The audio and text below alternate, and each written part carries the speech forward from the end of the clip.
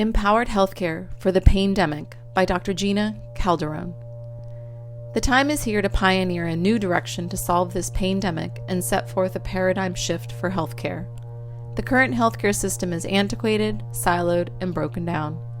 The mental health profession is sinking under the weight of this pandemic in all ages, but most especially seen in our youth.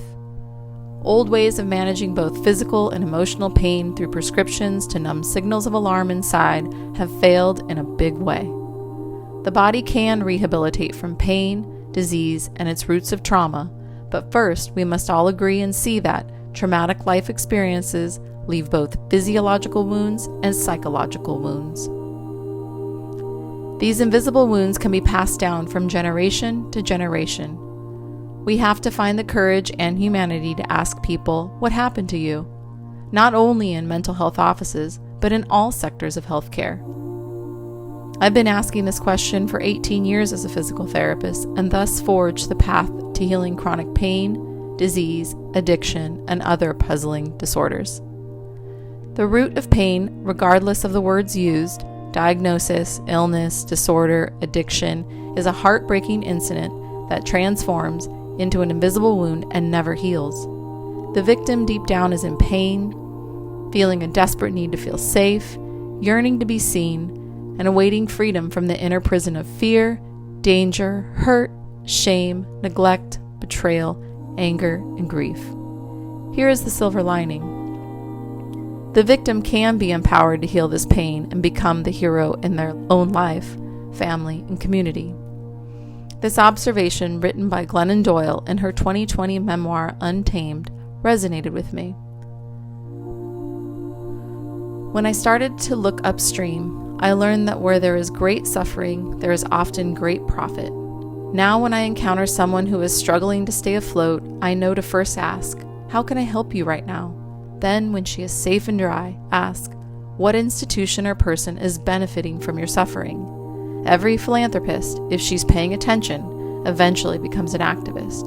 If we do not, we risk becoming codependent with power saving the system's victims while the system collects the profits, then pats us on the head for our service. We become injustice's foot soldiers. On my own journey, I unintentionally acted as a foot soldier of injustice. There was no way I could alone sustain the deep level of understanding required to help my patients heal their bodies without sacrificing my own soul. I had carved a niche as a chronic pain expert because people had exhausted the Western medical model. They were tired of steroid injections, opioid pain medication, and surgical procedures as their only options to heal their pain. I jokingly nicknamed my business Last Stop Shop. There is nothing funny about it though. Dislodging heavy issues deep inside a person's soul is not an easy feat. Reflection drove me to become an activist. We need a new kind of healthcare that acknowledges a person's life and validates their soul, instead of simply numbing or silencing the symptoms. Emotional pain is physical pain. After nearly 2 decades, I concluded that the more systemic the diagnosis, such as addiction or cancer versus chronic back pain, the more energy it took from me to investigate where the pain originated in the body. Shadows cast from historical trauma perpetuated destructive behaviors within families and shaped homes into their own battlefields. The archetypal victim intertwined their trauma within relationships, creating more of an entanglement that needs unraveling to heal. It took time and laser-sharp focus to connect the body's signals and symptoms with the recall of the patient's life experiences, as well as sync with the previous generation's trauma.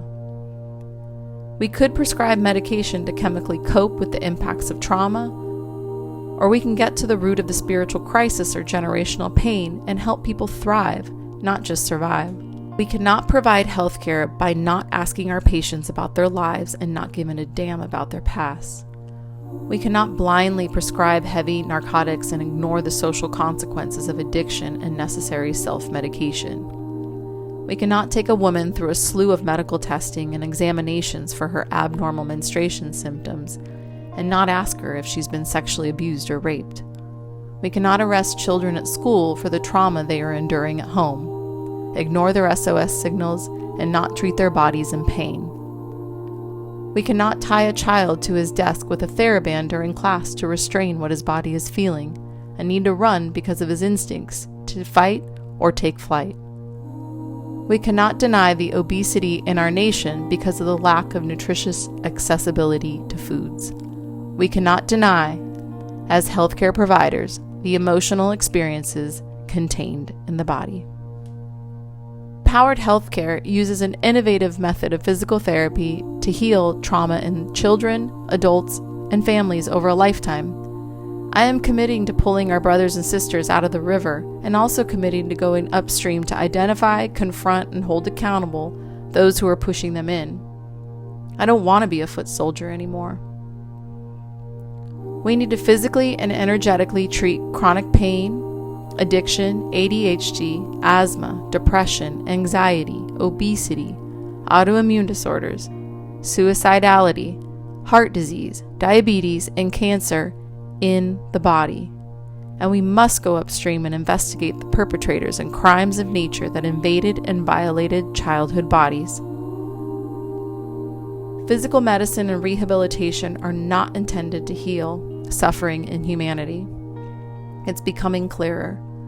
Medicine has been used to manage pain, hence why we have pain management centers. The United States of America is a nation in great pain. Our bodies need help. But here's the roadblock. The institution with the power and funding to heal this pain for millions are the old guard that have failed our country. Exhibit A, the opioid epidemic. We must look at the root of addiction in America.